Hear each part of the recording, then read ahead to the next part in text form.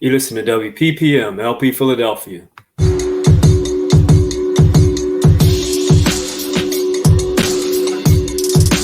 People who are in there, the workers who are in there, the aides who are in there, the assistants.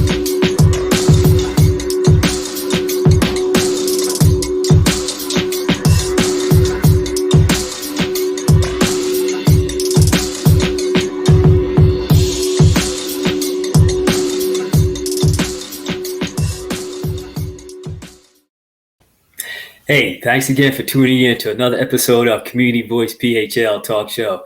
Community Voice is a show that highlights the value-based programs and services that people are doing all across the nation. We'll feature stories about people working to make a positive difference in their communities. We'll also inform you about the things that are happening in your city and across the nation. We'll give you engaging interviews with amazing people, inspire you to build caring and prosperous communities all across the world, and particularly right here in the tri-state area. So thanks again for listening to Community Voice PHL Talk Show, a show that informs, engages, and inspires.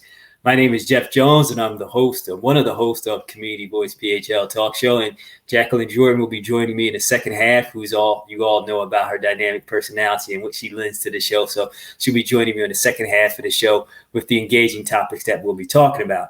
But let me cue you up for those who are just following us for the first time and listening in. We want to thank you for your support. And those who are continually following us, we want to thank you for your support. As you saw in the intro, new logo, new image, new look. Going to be bringing some exciting new content as well. So we're excited about that. We're going into year 5. Thank you for all of your support, all of your love, your feedback, your emails.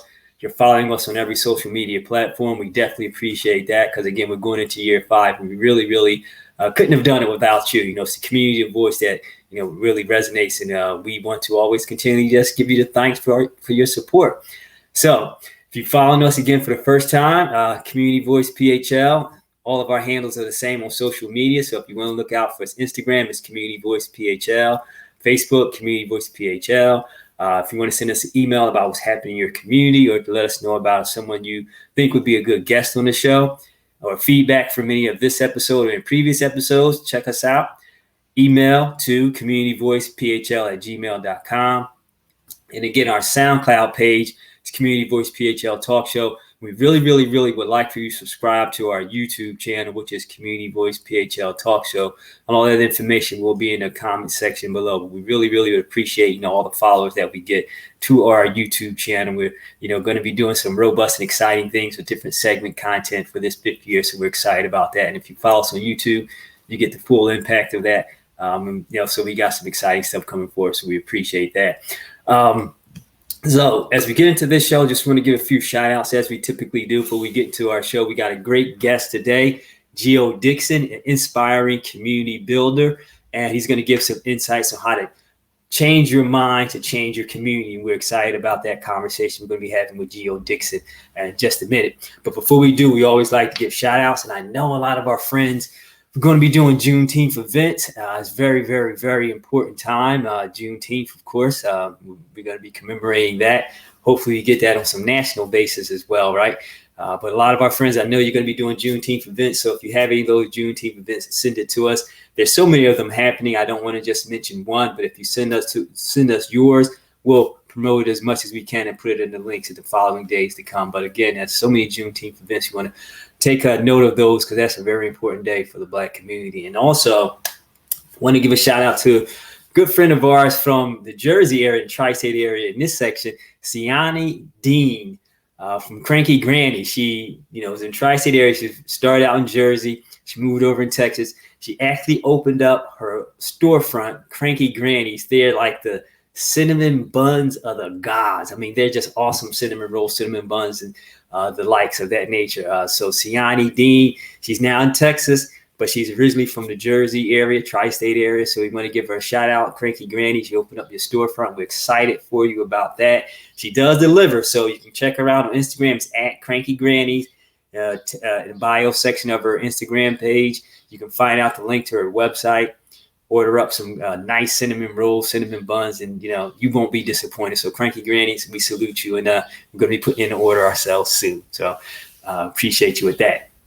And Detroit Hives, our good friends from Detroit Hives, they're doing some amazing things. They're partnering with Wayne State University. They're doing all type of workshops and talking about keeping the environment safe from the benefits of pollination and what bees do. So they partner with Wayne State University. So shout out to our good friends, Detroit Hives. They're doing their great work out there. So salute you with that. And Wayne State University, my good friend Truman Hudson, who did work in that space as well. So salute both of you in that area. So good to see that collaboration taking place, because Detroit Hives are really doing some great things. That's a Black-owned beehive honey company, and they're really doing some great work out there. So appreciate you for that, Detroit Hives.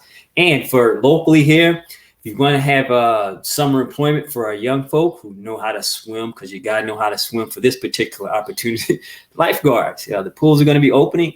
I know Memorial Day kicked off the first official day of summer, and Philly, the weather wasn't really cooperating, but nonetheless, first official day of summer came due by the Memorial Day. And now that that's on the books, we are now opening up the parks and recs in Philly, and some of the swimming pools will be opening. And with that being said, you need a few lifeguards. That's why I say you got to learn how to swim. You got to know how to swim. But if you do know how to swim, you are interested in being a lifeguard, go to Philly Parks and Recs, fill out your application.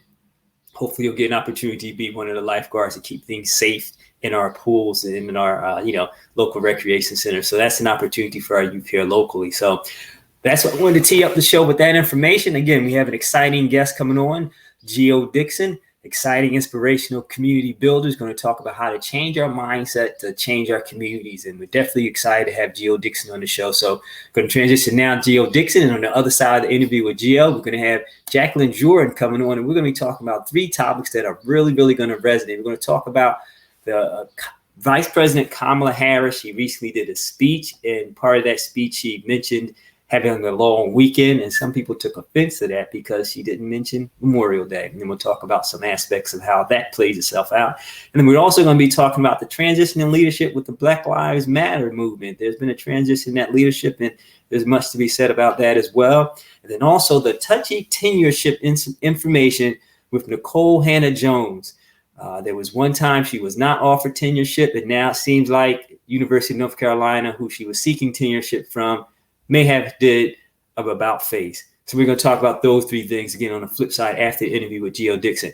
So let's get into it now. Good interview with my good friend Geo Dixon on Community Voice PHL Talk Show.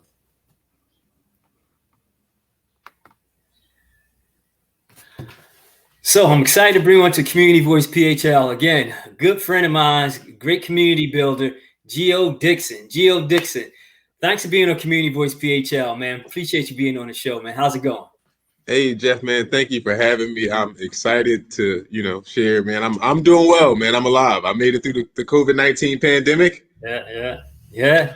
So I think it's gonna be way worse, right? That's for sure. That's for sure, man. We glad that you made it through, and all of our viewers and listeners, we glad that you made it through as well. So we're excited again to have you on the show, man. Tell our viewers and listeners a little bit about yourself, because I know about you. I follow your work that you've been doing, inspiring, building communities in a prosperous way, but others may not know about you. Give a little background before we step into a conversation about mindset change and community building.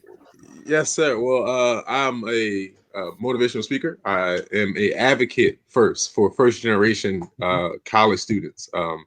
I myself am a first generation low income, specifically college student. So my experience as a low income student was one that was filled with ups and downs, but that's the common experience for first gen students. So it led me to a path of, spreading the message of mindset shifting. Unfortunately, I was unable to complete my degree after my first 6 years of college, which is not uncommon for first gen students. 80% on a national level, 80% of first generation students fail to get their degree, which kind of drove me to do what I do. The question is why. It's not because they're not smart enough. It's not because they're not passionate. It's not because they don't have support or resources. Most of it is mindset. So that's what I do. Yeah. Cool. That's dope. That's dope. That's what's up. Because, and that's important that you talk about, your journey academically, and it wasn't the standard 4-year process. Because I know some colleges have like finishing 4 and they celebrate that, right? Which is cool. But sometimes people, for various reasons, that 4-year isn't the window in which they finish their academic career. I know for me, man, I don't even want to talk about how long it took me. But I think that's the part of the growth mindset, right? So that part of it is a lot of life is romanticized. We think that like greatness there is no standard greatness. There's you know, life is made in curves. There's no straight line to success. And they're like, the colleges, they do a good job of selling that and marketing that, but the reality of it is it doesn't really look like that. And so for me, right? Oh, go ahead. I'm sorry. No, go ahead. Go ahead. You saying for you? Yeah, for me, you know, like I'm and trying to do what you do is in terms of sharing information with the community. That's my part. For that part to share that for the next generation of first generation students, I'm gonna tell them what it's really like before they get there. Yeah, and that's important. I'm gonna stay on that for a moment because that's important, specifically because your skill set, your expertise for first generation students who are going off to college. And I like the fact that you're making sure that they understand that it's a journey, right? And it's not a journey that's fits within a stereotypical path that society has. Because again, to finish in 4, that's beautiful if you could do it, right? My daughter did it in 4 years, right? So I can applaud those people who do that, right? But again, for people like myself and even my wife, we didn't do the traditional 4 years. But I like that you're focusing on first generation students because sometimes they may not have all the skill sets. Well, I want to say skill sets. They may not have all the knowledge around them to realize that 4 years may not be for you, but that doesn't mean you can't finish, right? You can't be still that first person to graduate. Yes. And to not, if I'm too excited, it's because I'm truly passionate about it, because there's an emphasis for what the first generation college experience means for inner city kids. Yeah. So I'm a kid from North Philly, right? Yeah. Born and raised, like Badlands, all this type of stuff, family mixed up in the streets. So college was like the first time that my brain got to actually visualize Black people outside of like the urban environment, right? It was the first time I've been a nerd probably my entire life, but like to go to college, right, and be like, oh, I'm not gonna get made fun of for being like a nerd. Like I don't gotta like be quiet. I was quiet in the hood because they made fun of me because I used the word interesting. So I just stopped talking. Like now y'all are like, all right, you're not gonna keep making fun of me because I can fight, but I don't want to fight. You get what I'm saying? But I'm just gonna be quiet. But so making that emphasis for the first generation community and how important it is for us to go, but knowing that they don't know what it's like. My only idea about college was from what's the show? Not Dwayne Wayne and them. Oh, Different World? Different World. Yeah.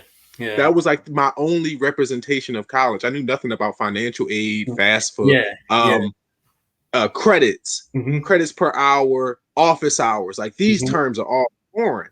And then there's also the other side of it. So these are all the things that people will tell you, but then there's the social and cultural experiences. You're putting a kid who witnessed a murder at 8, right? In an environment where people have planes. I'm coming home to my mom complaining about like the bills. I got to get a job. I got chores. It's kids that like have nannies.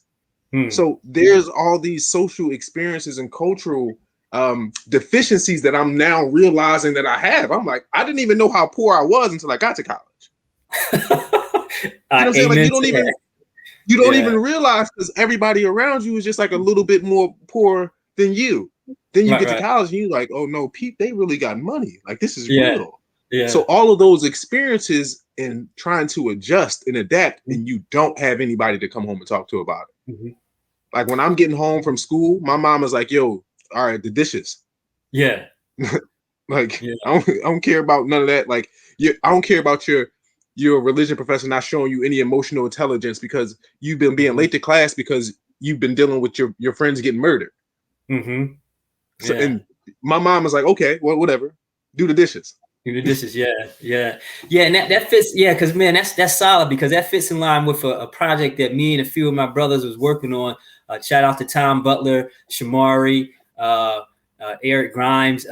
They were working on a project PV 2020, and that was a project to help Black men in particular, Black students as a whole, navigate through the college experience. Because as you were sharing, sometimes getting through the college experience isn't just the standard, registering and taking the right class. It's the social emotional part of it, right? It's navigating even the financial aspects of it. So it's great that you're doing this work, man, because it's like the hero's journey. You start off on this quest, but then you come across challenges and then you realize your powers and then you graduate. But throughout that process, there's little intricacies and nuances that take place that you're definitely, like you say, you're passionate about helping them get through those journey, because again, it's dramatically different, man. And you hit the nail on the head, because like socioeconomically, right?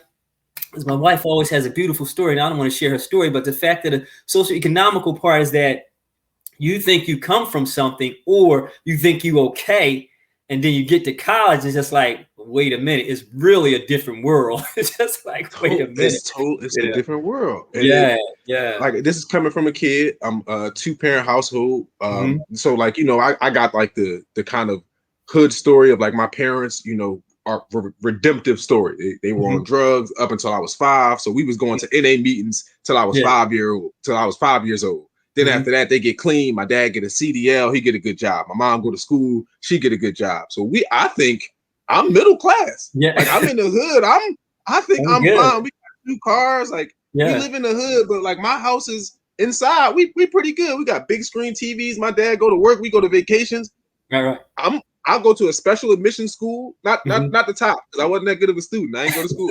I told it was half and half. So I'm thinking I'm good, right? When I get to college, in that identity.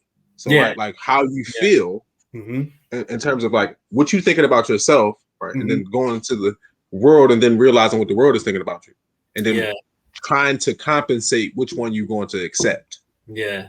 And it's hard because the world is telling you that all the time. Yeah. And it's that narrative that we fight against, what the world says, what our reality is, and then how we live life through those experiences. And, it can be a bit much for, our students, specifically if they're coming from high school. Now, non-traditional students may have a little bit of attention too, but students coming straight out of high school, first generation students, man, that's a heck of a journey. And we're glad to have someone like you working on that. And talking about the work that you're doing too. I saw one of your videos, and I want to put this out there to you. Just a question, 2 questions. Are you fortunate or are you unfortunate? And I really want to put that out there, because I want to wrap a conversation around making sure you change that mindset, realizing that the students are fortunate in that space, even through some unfortunate situations that they go through. So teasing it out, are you fortunate? Talk a little bit about the fortunate mindset that you want our students to have, first generation college students, or even college students in general, to have. Because this is a great conversation, because a lot of students are getting ready to go to college, right? So talk about the fortunate part of that, and the mindset that they have to maintain that fortunate mindset in spite of some unfortunate circumstances they may or may not be coming from. Right. So that question is the part of just introducing the growth mindset. So the growth mindset was coined by Dr. Carol Dweck. She's a researcher, psychologist. And the question is, are you fortunate because you have everything you need? Or are you unfortunate because you don't have everything you want? And the answer to that, your mentality determines your reality. So that part of it is, in the growth mindset, right? It's all about you having everything you need to develop everything you want. And so you're able to identify your mindset based on how you're looking at things. If you are looking at things like there's this, I have this corny little saying, right? Where you do this step back from a P to a O, right? When you take a breath and then take a step back, and a P becomes an O. So a problem becomes an opportunity. And when you look at life from that perspective, like when you're looking at a problem, it's stressful. It's something that, I got to fix this. I got to do this. I got to deal with that. Right. When you're looking at something as an opportunity, it's like, I get to. And so that shift in mindset is the edifice of like the growth mindset. So the growth mindset and how we get to that is, it's a 3-step process. It's of identifying your fears, right?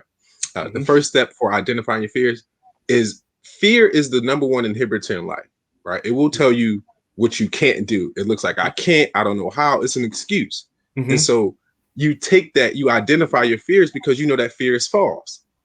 Fear, unless it's related to danger, doesn't have any purpose in life. Unless it's unless you're about to die, it has no purpose. So you identify your fears, you realize that fear is false, and then you forget fear, you push through it. Second step of that, to commit to the growth mindset, is committing to the growth through it mentality, right? The growth through it mentality says everything in life that you go through, you're going to grow through. Saying that for every example in life where you have learned something, where you have gotten better, where you have improved, it was a struggle you had to go through a learning process. When you first start walking, when you first start playing a video game, when you first start riding a bike, it was a struggle at first because strength only comes from struggle. You never get stronger by lifting something that's too light. You got to lift something that has a little weight to it, that has a little resistance, so you get stronger. So committing to the growth through it mentality means that you just know that everything in your way is meant to make you stronger. And the third step is just claiming your I am, right? Your I am is the most important thing. And that's the whole point of it, with the whole changing your narrative. I am is your name. That's like your God-like name. And whatever you put after that is an affirmation. So in the growth mindset, you can put anything after I am because you know that fear doesn't stop you and you know that you're willing to work through it. So in the growth mindset, you can say, I am that I am, and let the last I am be whatever you visualize, whatever you dream of, let it be that, and live in the growth mindset, knowing that you can claim it. And that confidence it's unlocking. It allows you to live life knowing that it is a journey. Yeah. But it's you.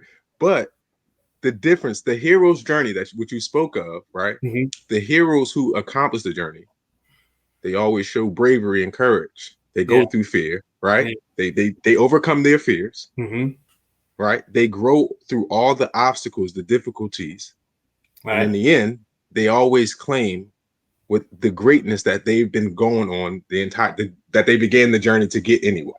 And that's the hero's journey. So, but when you wrap that up, I guess we want to also just mention that I know you said fear is false, but there's a level of fear that is real. And I guess in some spaces we can't totally be dismissive of that, because fear is also, as you said, unless there's some bodily danger or something that's imminently going to attack you, that fear is relatively real, and we understand that. But there are also spaces where we have to engage fear in a space of cautious, calculated movement, right? And I want to put that out there because fear can be a useful tool as well if it's properly positioned and letting us understand how we navigate towards the challenge that we're facing. And I like how you positioned it in juxtaposition problems and opportunities. Talk a little bit about how we can parse out the two so that we can tell what's the difference between a problem and an opportunity, or how can we change the mindset of looking at a problem as an opportunity as opposed to a challenge that impedes us. Because, and I know this is a long-winded question, but because when a student gets to college, they may look at that financial piece as a big problem. And they may then say, what? I can't do it. And that's the point of the fear part being first, right? And being able to identify it. In the fear place, in the fear thinking space, you can't process all of your options properly. That fear is an emotion as much as it's a feeling, it's a sense, but it's an emotion, and emotions we know can be misleading. And so you have to be able to identify that fear and then take that step back when you feel it, when your heart is racing, right? In fear, we know with fear, your heart is racing, you're sweating. Eyes get bigger, you're afraid, you're scared. And that's even if you in class and somebody, you start sweating, the girl you like come in and somebody put you on the spot to say something. You get what I'm saying? Like fear feels the same all the time. So the ability to identify it, and it always has a negative connotation to it with your I am. It says, I can't, I don't know how. That's limiting. You're not going to be able to solve the problem thinking like that. So take that step back and to look at it as an opportunity gives you the power to say, okay, what can I do? What are my options? And once you remove the fear, you don't have the emotions attached. So when you talk about the financial obligations, right? In a fearful place that, I'm not going to be able to experience this if I don't go to this college. That's fear. I'm going to miss out on this because if I don't do that, or this is not a real opportunity. That's fear. All of it is fear-based thinking. So once you get back from that place and say, okay, well, what am I trying to get out of this? I'm trying to get a degree to be this lawyer, this doctor. And if this path is going to get me there, right? This is in the growth mindset, not in the fear place. I'm going to grow through all the things that I got to go through. cool, I got to go this way. So I got to go to community college for 2 years, go to this school for 2 years, do this. It's a rational decision. It's not this fear like, I'm gonna miss out. Oh, I'm not going to do. Fear locks you into this way of thinking that things have to be a certain way. And that's the fixed mindset. And when you start looking at life in that fixed mindset that they have to be that way, when they not, it's going to be devastating.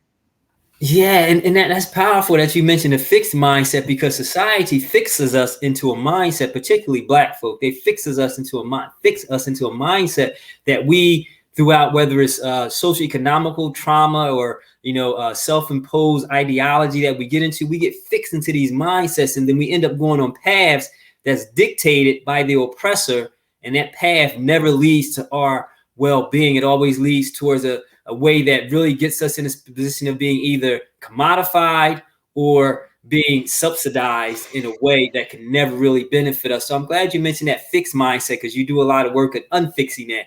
So in talking about unfixing that, how much tension, or what is the tension point? Because you mentioned that in terms of, we, like Frederick Douglass, without struggle, there's no progress. What about what tension points do we get to, and how much tension can we endure before we realize we're actually making progress? Like what is like the weight limit, if you will? Let's use a gym analogy. If I'm bench pressing 120 and that's good for me, how many more weights should I put on that? How many, before I get to that level of really making sure that I'm, going to be buff like I want to be, if I can use that gym analogy, if that makes sense. So with that, and the same thing within the gym is so the reps don't count until you feel some struggle. The reps don't count until you feel some pain.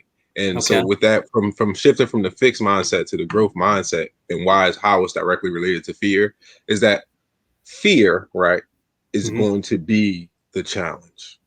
Those moments where like you're afraid of your best self, you're afraid of doing better, you're afraid of like speaking up or trying to do more. You know what I'm saying? You don't want to be involved or whatever.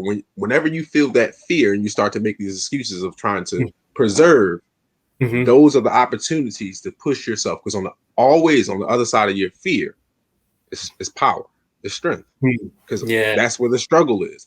On the other side of every struggle is strength. On the other side of it, the more you can get through it, the stronger you're gonna get every time. So feeling that fear and being able to identify it, and then using courage and just making the decision is such a power in terms of being conscious. In fear, you're not conscious. Fear is a natural animalistic reaction. It's a state where you're not processing rationally. You're in a fearful state. Your body saying, yo, this is life or death. Right. I'm processing what I got to process. I either got to run here, do that. You're not at your full capacity of spiritual, physical being when you're in a fear state. When you get conscious and become aware of yourself, and you say, okay, I get to choose. Am I really afraid of this? Am I going to die? And that has to be the question. Will I die if I do this? So, every time I do a presentation, I'm always nervous. Every time I do like any type of media, I'm nervous. I'm afraid, right? Right? Yeah. But is fear going to stop me? Am I going to die if I get on here? Like, what if I get on here and it don't go as well? I'm not going to die. I have a learning experience. To get like now, I'm gonna go back to my man Jeff. Like, damn, yo, how can I get better? What did I do? Right. And that'd be that. And so but that's a mindset thing. And so once you start identifying and experiment with it. So for students, right, and for that advocacy part, for how students learn to grow through it, I challenge them to experiment with it in the smallest ways, right? Like the next time you're afraid to talk to the girl, do it in a way that like makes sense to you. Because when fear is a feeling, like you won't feel. So when you feel that fear of like, oh, I want to talk to this girl, talk to her. And if she say no, challenge yourself to be like, okay, I'm gonna try to talk to the next girl I like. And like, because that's the mentality. You just keep. What's the worst that's gonna happen? She gonna say no, and then you gonna find another beautiful girl that you in love with, right? Because you know she said no, and you're not gonna be obsessing about her, right? That's for sure. That's for sure. And you keep build. Those are your reps, so to speak, until you build that strength up, so to speak. So strength only comes through struggle. struggle. Yeah. So I get that. So I'm glad you mentioned that. And then also, as you talking about the growth mindset, you talked about some people are afraid of becoming their best self, right? And I like how you said we are the I am, and not in a spooky spiritual way, but it does have some spiritual connotations. But if we can verbalize and actualize, then we won't have to worry about being afraid of being our best self. We put that I am. I mean, might even get t-shirts with I am and then a little ellipse behind it, because when we get the I am and realize that I am, a conqueror, I am a doctor, lawyer, whatever you want to put in that I am, as you were saying, that allows you to not be afraid of being your best self. So as you're speaking to students, what do you see as a transition point for them realizing when that light comes on, they can say, you know what, I can be my best self as I see it, not how society defines it. So that part of it is in being brave enough to speak life over your life. And I think that is something that I make reference to, scientifically speaking. If you speak politely to a plant, it is proven to grow healthier with more nutrients and more life. Yeah. So it's scientifically proven, if you speak healthy over anything, bacteria, anything, it's proven. Take that same adage. You got a mouth. You can speak life over yourself, and just do it. And you can. This is one thing that you can do in private, inside your head, and that I am, without getting too spiritual. Yeah. Everybody has an I am. There's only one I am. It may sound different. It may your I am, but it's going to be I am. Your I am is just I am. Right. Now, that's where I am gets to be powerful. I am is like words. It's like a noun. It can be anything. It's limitless. And so once you start to tap into that power, I am can be anything. I am tired. I'm sleepy. In the good book, it says, let the weak man say, I am strong. I am limitless. I am can be anything. It's just you get to be a part of that speaking part. We are our existence, or our experience, is that we get to verbalize over life and that power where we can speak positively over plants, over things. Why not speak positively over yourself? And just if at the bare minimum, this is from, I studied chemistry, right? At the bare minimum, try it. Experiment with it and see, see, and come back to me and say, let me know how it goes. How about that? For all your viewers and listeners out there, just try it. It's like a 30 days. Try it for 30 days, free. So just every day, just am. And just play around with it. Yeah. And I guarantee you it'll work. Trust me. And thanks for sharing that, Geo. So, Geo, listen, as we begin to wrap up this segment, talk about how that growth mindset can then transfer over into help building caring communities too. Because we understand you're a great advocate for getting first generation students to college, but talk about how that mindset can also help those students and adults who college may not be their path for success, but that same growth mindset can help them be successful in any other area. So tackle that, and then also give our viewers and listeners any way that they get in contact with you in case they need you to come to a workshop and speak, or just, to follow you and support the work that you're doing. Okay. Well, to answer your first question, the first part of the question, that growth mindset, it is a powerful tool for us as a community, because we will start to look at success differently. So a lot of the fear-based thinking of the Black community, of communities as a whole, is from a place of the marketing and advertising that we're conducted under from the oppressors, right? There's a system that has been working slightly for us and majority for them. Statistically speaking, less people graduate from college on time with good paying jobs and in debt versus than people who do actually go to trade schools. There are millions of trade jobs sitting, high paying trade jobs sitting unfulfilled right now. There are a plethora of industries in which we as a community are not taking our time to invest and put our money and resources into, because our mindset, our fixed mindset of success is that we're telling our kids that they have to go to college. Where there's a kid right now who just made $1 million from playing Fortnite. but because of our mindset, right, our fixed mindset of success and what it's supposed to look like, we're not even allowing our kids with all of their creative abilities and spirit and ingenuity to have access to these things, because we're still following the model that we know statistically speaking doesn't help for us. So that growth mindset will enable us to stop looking at things of like, okay, well, it has to be this way, and allow us to start looking at things of how can it be for it to work better for us. In terms of connecting with me, everything is Geo Dixon Speaks. My website, geodixonspeaks.com. On Facebook and Instagrams, Geo Dixon Speaks, and YouTube. Well, yeah, I'm working on that. I have a YouTube, but I got worked up. I do media for my job, so I got I wound up putting stuff on my page, and then it's just all fuddled up. So I got to do some rebranding with that. But everywhere else, if you can find me, Geo Dixon Speaks is pretty much the answer.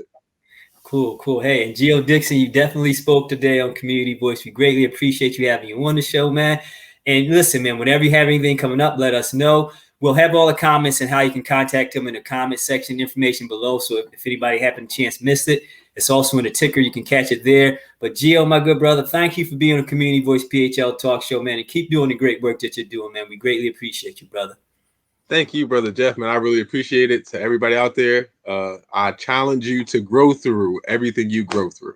So that's it, man. That's the So thanks for being on the show. Talk to you soon. Yeah, have a good one. You too. All right. So just wrapped up that great interview with Geo Dixon from Geo Dixon Speaks. All of his contact information and social media information will be in the comment section below, so you can get with him, because he spoke a lot of great inspiring things, how to unfix your mindset and how to have a growth mindset as well.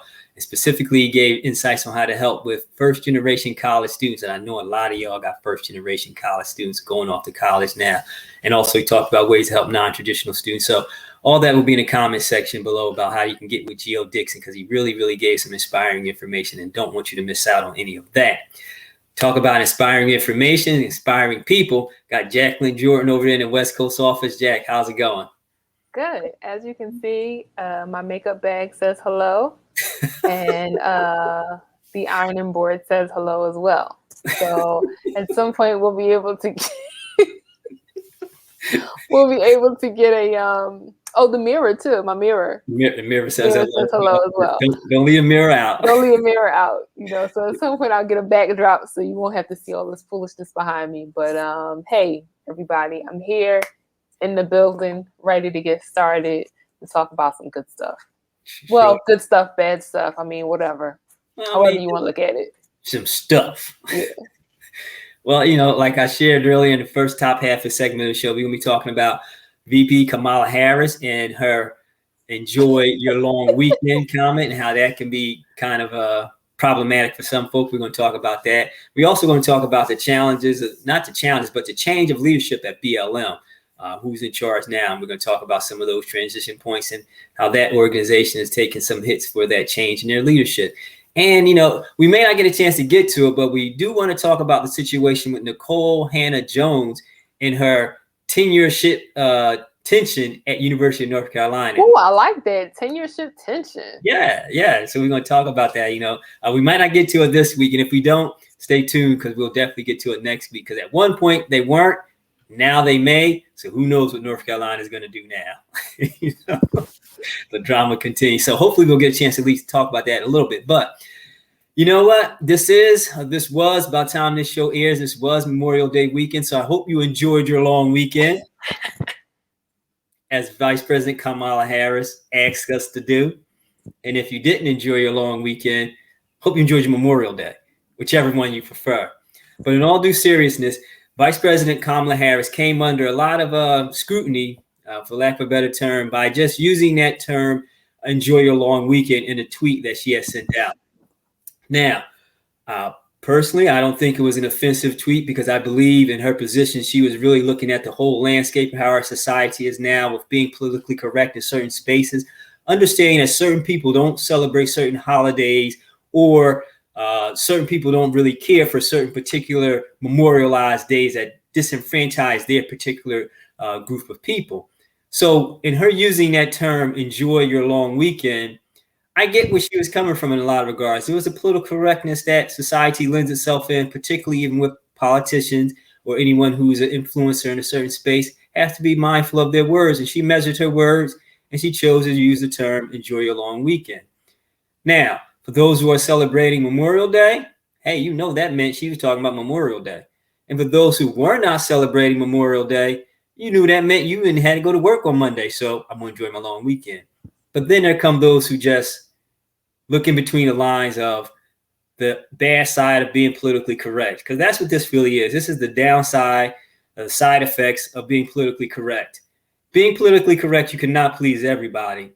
And Kamala Harris, Vice President Kamala Harris, and I don't think she's giving it too much of a care one way or the other, right? But she found herself through some commentaries being in the crosshairs of individuals who thought her comment, enjoy your long weekend, was disingenuous to the Memorial War veterans that fought and all those other patriots of our country who thought that she should have said, enjoy your Memorial Day weekend. Them same people that be out there buying mattresses from Mattress Giant for their Memorial Day sale, right? Yeah. Okay, those same folks, right? Yeah. Mm-hmm. Those same folks. I mean, so what do you say about that, Jack? I mean, because again, I think it's much to do about nothing, but it became something.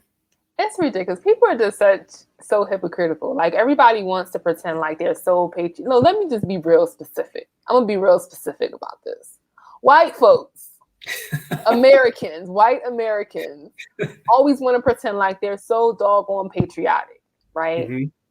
Walking around with their American flags, wearing their American flag pants, which actually... right, it's problematic in and of itself. If somebody would read a book, you would know that you are never supposed to, if you're a true patriot, you're never supposed to wear on any type of paraphernalia the flag of your country on a pair of pants or a pair of Speedos. I done seen that too. Right. Yeah. And again, these are the same folks that will be out there shopping, these Memorial Day sales that will have their feet up on the beach. Well, it's too cold to go to the beach, but if it were warmer, down there at the shore and all these different places waving their patriotic American flag. So I just think it's utterly ridiculous. I mean, first of all, if that's what she chose to say, that's what she chose to say, right? And nobody even gave her opportunity to discuss them. But today is not Memorial Day, right? Now, by the time this airs, Monday will have passed. But the true day of Memorial Day is Monday. Did anybody want to give her space to wait till actual Memorial Day to say what she wanted to say? No, then nobody wanted to do that, because you got to celebrate all weekend, right? Yeah, you got to celebrate from Friday at 3 when you get off. When you get off, that's right. Tuesday at 9 a.m. You got to celebrate. And in all seriousness, I have the utmost respect for our military and for those who have lost family members in that space, family members, friends, comrades in that space. So in all due respect, I do want to make sure that we make that very clear, because, I have friends in the military. I also have family who are, folks who've been in the military. So I want to just say that first. But, I think in terms of people, like the people that we're talking about, I just think it's just utterly ridiculous. And it's so funny that, you'll have somebody like Lauren, I don't know how to pronounce her last name, so I'm going to jack it up just because I can. Lauren Boebert, whatever. She actually said, care to mention why we're having a long weekend, Kamala? Now, first of all, how disrespectful is that, that you call the vice president by her first name? Yeah. Not only did you not call her Madam Vice President, but you also didn't call her VP Kamala. You just call her Kamala like she's your homegirl. Yeah. You don't know that woman. You don't know that woman. And so, to do that, of course, she's a GOP lawmaker and conservative firebrand. I love how the media tries to make these folks seem like they're so amazing. Yeah. And then you have Jenna Ellis, the senior legal advisor to President Trump. I got more, because it's more. I found more. She says, we enjoyed having a president and VP who respected American heroes. I guess she's referring to that guy with the little small hands. I'm not really sure. And then you had the wonderful, the amazing and wonderful, the all-American patriotic Sarah Huckabee Sanders. Oh, yeah. Former press secretary who said, enjoy your freedom purchased by many who died for it. Tone deaf. Even my 7-year-old son understands what this weekend is about. The weekend or the Monday? Because I'm not sure. I thought Memorial Day was one day, but now we're making it a weekend. It's the weekend. We might as well make Christopher Columbus that day a whole weekend. Let's make it a whole weekend. I mean, think they not?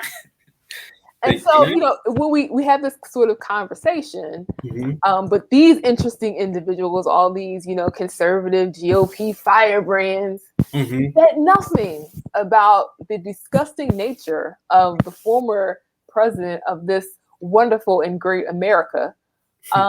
They said nothing when in 2018, I believe, Trump told his senior staff that we're not going to support that loser's funeral, talking about McCain. Yeah. And so there were other things that he said as well in terms of veterans. And so I mean, it's just ironic, you know, and part of what I feel like is I feel like a lot of these folks are, they are the ones, I'm not going to say tone deaf because I think that's a derogatory term.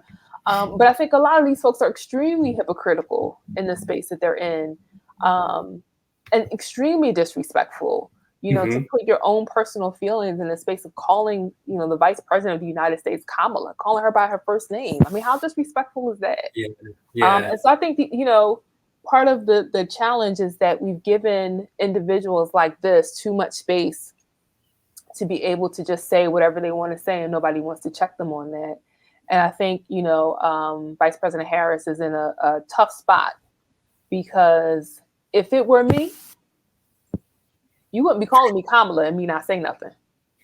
You wouldn't be having it. You're not just calling me Jacquie, right? You know, you're just not going to do that. If I'm the Vice President of the United States, or, you know, if I'm you're calling me Senator, right? So you're going to call me by my correct name and honor my credentials in that space.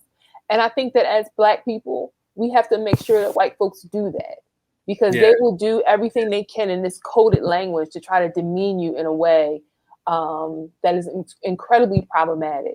But she's too kind of an individual, and she wants to make sure that she maintains her position. And again, I'm not for this when they go low, we go high stuff. Yeah, that's what I was going to say. I ain't doing that. That's the path she was taking. That's the path Kamala took, because we need to take the Shirley Chisholm way, right? You know, we need to take the Ella Baker way. We need to take the Fannie Lou way. Because the way of going, I mean, I love Michelle Obama, but I'm so mad that she said that. Because time for going high. No, I'm going low. I'm going lower than you. I'm going all the way to the gutter low. I'm going North Philly low.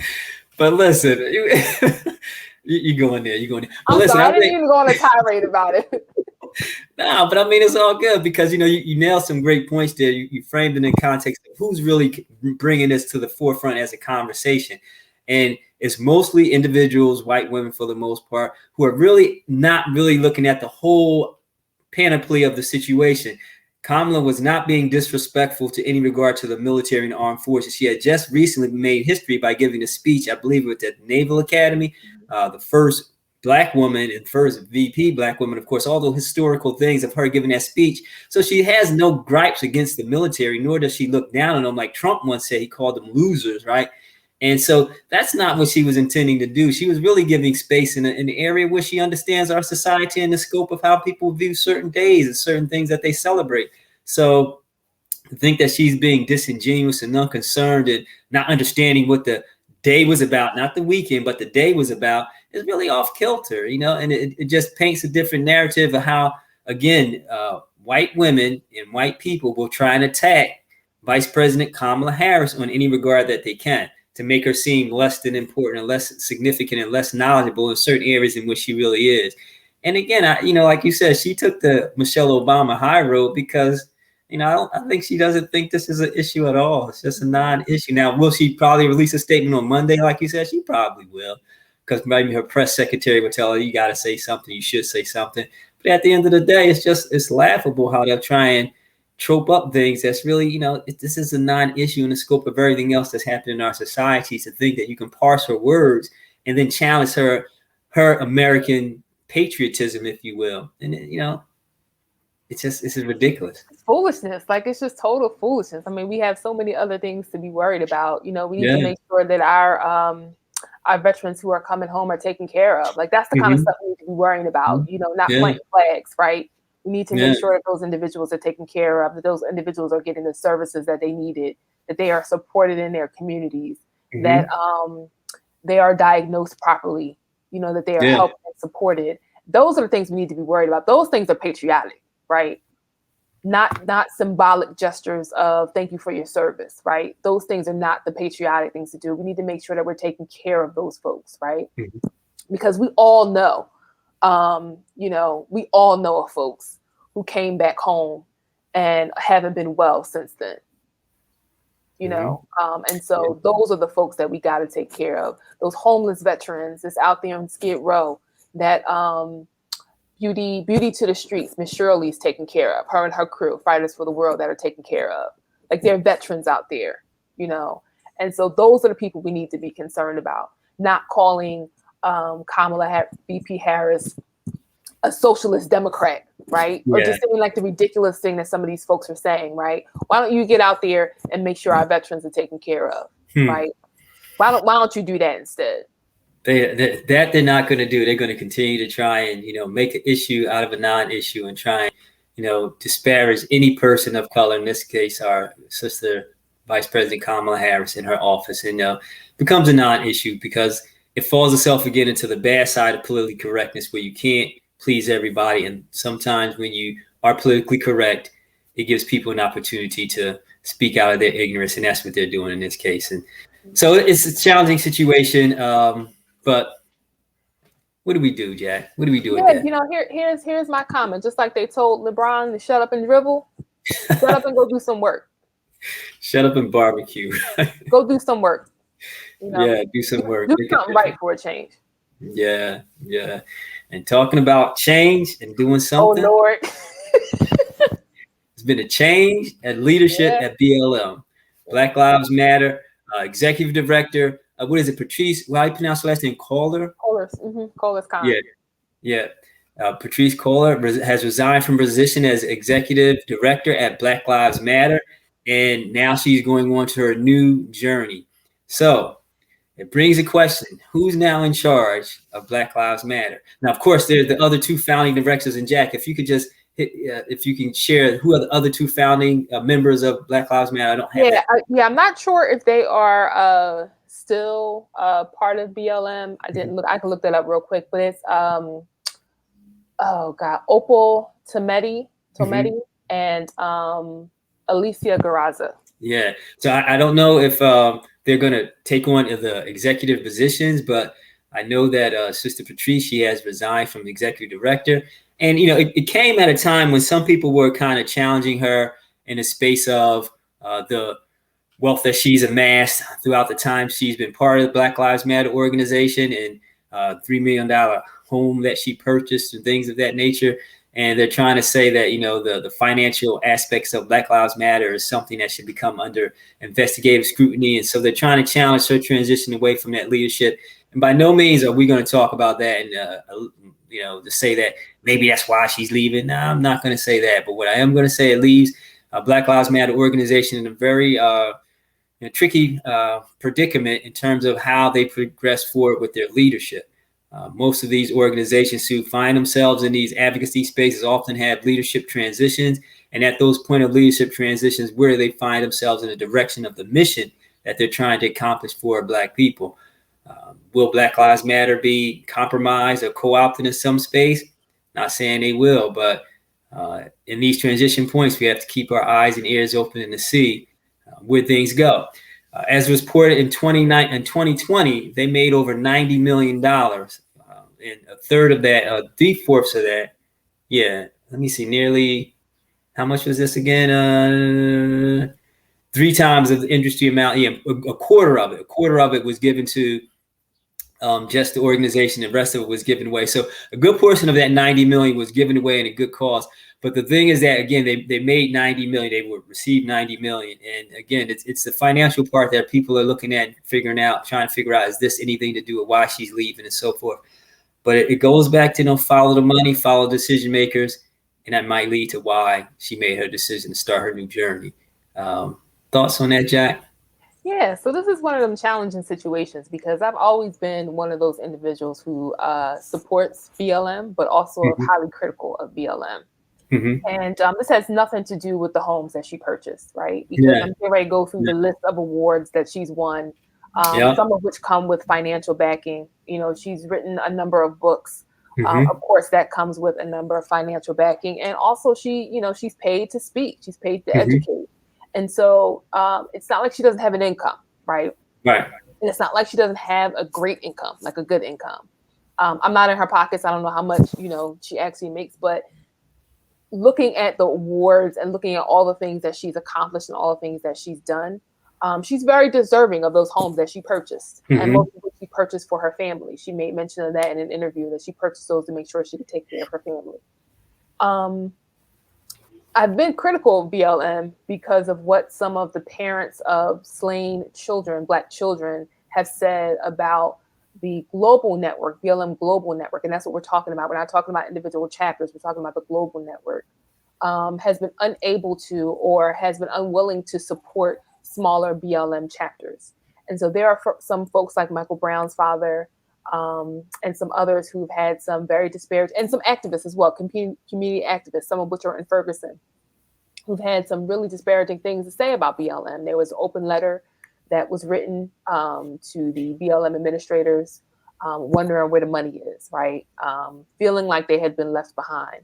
And I always think that it's important when you're looking at the accolades that an organization receives and the money that an organization receives, that you look at sort of the grassroots, smaller organizations that come under them to make sure that they're okay. And I think we need to start listening to them, right? And making sure that they're okay, because those are the activists that don't necessarily have outside funding sources. They don't have money in the pockets, right? They're doing what they do because they love their people.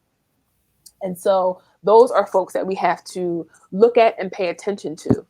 Those are folks that we have to make sure that are okay. Because they're actually doing the groundwork, right? They're not doing the speaking engagements. They're doing the ground level work where they're trying to sort of get things done. So that's why I've been critical of them. And you can go back to a past episode where we had that sort of conversation. Right. Yeah. That it's really important to make that distinction. That we, or I'll say me, I'm not saying that the money that she has, that she took that money from BLM. What I am saying is that she has other ventures. Like you could look at somebody like TD Jakes and say the same thing. He taking money from the church? No. There are a number of other entities that these individuals have, money-making entities that allow them to live lives that's comfortable for them.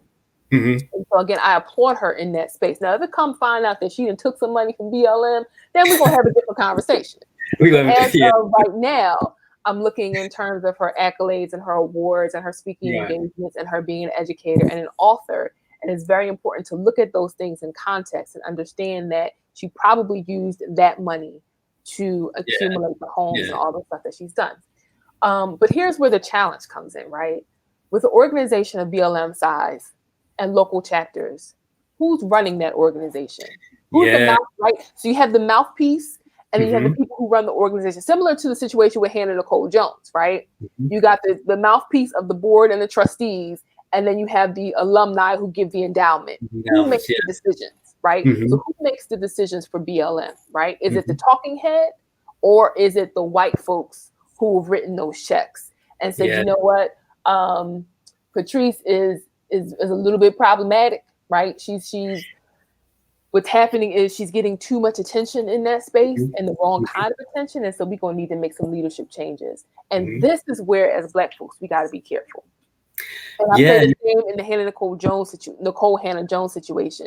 This is where Black folks have to be careful, because when you're beholding to white folks and white money, you are beholding to their rules.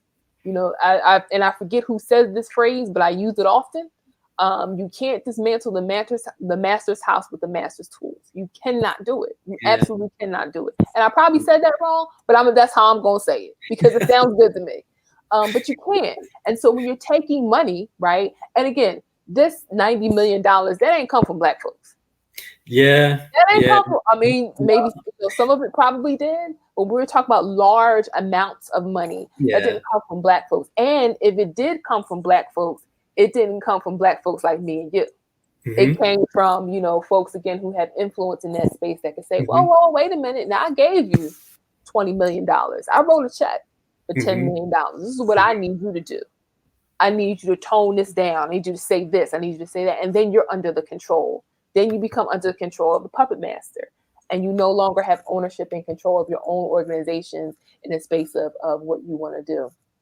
I mean, you know, organizations like the Women's Workers Collective here in Philadelphia. Beautiful, fantastic, wonderful organization. The African American Policy Institute, Kimberly Crenshaw, another wonderful organization that makes sure that they highlight the disparaging amount of Black women who are killed, who are murdered by the police, and make sure that we say their name, say her name. So, you know, again, when you start taking money from, you know, the master, then he owns you. He owns your organization, and you no longer have the freedom to move in the way that you want to move. And so, again, I don't know if that happened, but I wouldn't be surprised if it did.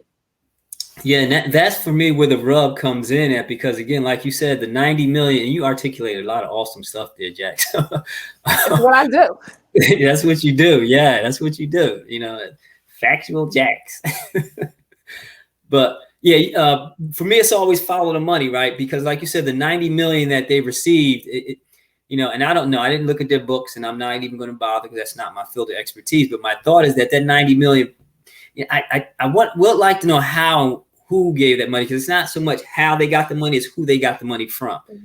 And the reason why I say it's not how they got the money, because that's, you know, they could do all type of fundraising things, GoFundMe and all that kind of good stuff, you know, donation drives, right? But it's who they got the money from, because when we find out who they got the money from, that's how decisions are made. As you spoke about how the alumni and are more in control of decisions at universities than the board members, because these are individuals who are giving money to those institutions. And again, when you give that type of money, you then want some reciprocation, and most of that reciprocation is voiced in terms of decisions. So that 90 million, if that 90 million was given to BLM by people that don't look like us, and then Sister Patrice became problematic, then their voice became very prominent in the decision on positioning her to leave. She had been wanting to leave since 2019, I believe, but they asked her to stay on. And then, of course, what happened last summer, she felt, you know, some need to continue on with some of the work. And so now she's making a transitional time to leave now. But I can only imagine, again, if some of those people who gave that 90 million did not look like us and are from a lighter hue, then their decision was like, yeah, she becomes problematic. Similar to, like you mentioned, how Nicole Hannah-Jones was being boxed out of University of North Carolina by the alumni, not necessarily the board. The board made the decision, but it was the alumni's voice who told them to. So the alumni gave money and the board gave the decision. Right. And we're not talking about you writing a check for $50. Yeah. Those are not the folks that make things move, right? Now, granted, your $50 is appreciated. Yeah. You know, it's all love. But we're talking about those who give enough money to create endowment funds. Those who create enough money to make sure that there are scholarships for students, and then PhD students don't have to pay nothing. So those kinds of things, those kinds of folks who are giving double-digit millions, right? Who have maybe not even a bunch of letters behind their name, but have a lot of dollar signs behind their name. Yeah, the clout that comes with that. And so, legacy, right? So legacy folks. Exactly. And so that's why, for me, BLM is in a very precarious position with their leadership. Now, again, I know that the two women who co-founded BLM may still be in place in some type of leadership capacity, but from what I know, they really don't want leadership hierarchy. So I don't know how all it's going to work. But my thing is, it leaves them in a place of who's now going to lead them. And it's not who's going to lead them in the forefront as the face, but who leads them in the background. That's what's most important, because again, if that 90 million is the decision-making voice behind BLM, then who knows who's going to give more money and then have more say in what the BLM as an organization does structurally. I've seen a lot of organizations, and I've even worked for two, as a matter of fact, that claim to be unapologetically all Black, but then got co-opted and became nothing close to that at all. Wow, please. Yeah. So I've seen it happen. I've seen it happen. So I'm not to say it's going to happen at BLM, but just for the space of us being mindful and informed and engaged and understanding how to watch these things, we got to be careful of it. Because again, if we want to own BLM, meaning us as Black folk, we got to be mindful of how this whole thing is playing out, so that whoever becomes the next leader of it isn't just the face of it, because it's a dramatic difference to be the leader of it and the face of it. They can make you the face of it if you're Black, but you'll never be the leader of it if they don't want you to be. So we have to be mindful and careful of that. And it's going to be, like I said, very precarious time for Black Lives Matter and the transition in their leadership, and we have to be mindful of how that plays itself out. That's all I got on that, Jack. That's all I got too. Just, you know, people just be mindful. Let's pay attention. Let's not throw the accusatory fingers all over the place. Part of what Community Voice does is that we inform, engage, and inspire. And what we want to do is, while we give our opinion, we want to make sure that you have the tools and resources to make your own opinion, or formulate your own opinion and decide what you want to do for yourself. And so in that, my recommendation is that folks just pay attention. Let's just pay attention to BLM and what happens. And let's make sure we take care of those smaller organizations, and then also the BLM local chapters. Let's make sure we take care of them and that they're taken care of, because they're not making the kind of money. Most of those folks are working 9 to 5s and just making by. So let's make sure that those who are community activists in our communities, who are working to do the work to dismantle systems of racism and oppression in our community, support our young people and all that kind of stuff. Let's make sure we take care of them. That's for sure. Let's make sure we do that. So appreciate that. And we're going to land on that. So that's all we got for this episode of Community Voice PHL Talk Show. We thank you for listening in. We had a great guest, Geo Dixon from Geo Dixon Speaks. He talked about unfixing the mindset, helping first generation students going off to college understand how they can have the growth mindset so they can matriculate through, and not just in the 4 years, but on their career journey academically as well. So we appreciate him for being on the show. And Jack in the West Coast office, we just broke it down with enjoying a nice long weekend. And also, call me, Kamala. I'm going to show you how to go low. I bet you she will. So, and talking about calling, you can contact us on our social media at Instagram at Community Voice PHL. That's how you can get us there. On social media, it's all the same. So Facebook is Community Voice PHL. Subscribe to our YouTube channel, Community Voice PHL Talk Show. We would love to have you be one of our subscribers and catch all of our episodes as they air every Tuesday. And then also check out our SoundCloud page, some of our previous episodes. This is our 5th year, Jack. We're excited about that. We got the new look, new logo, new transition and segments to our show. So check it out. Yeah. Check it out. Yeah. So be on the lookout for some new, exciting new segments. And also we got next week, we're going to be sharing some awesome news that we're going to air exclusively on our YouTube channel. So if you subscribe to our YouTube channel, you get that exclusive about what we got coming up. That's really exciting, how we're going to make some new transitional changes for Community Voice PHL Talk Show. But that's all the time we got for this episode. Thanks, Jack, for joining us for the second half of the show. First half of the show was a bomb, but it was a bore without you in that regard. So we're glad to see a smiling face in that regard. So we out for this evening. And as we always say, Jackie Jordan, Jeff Jones, Community Voice. If it's happening in your neighborhood, we need to hear your voice. Peace, and we out.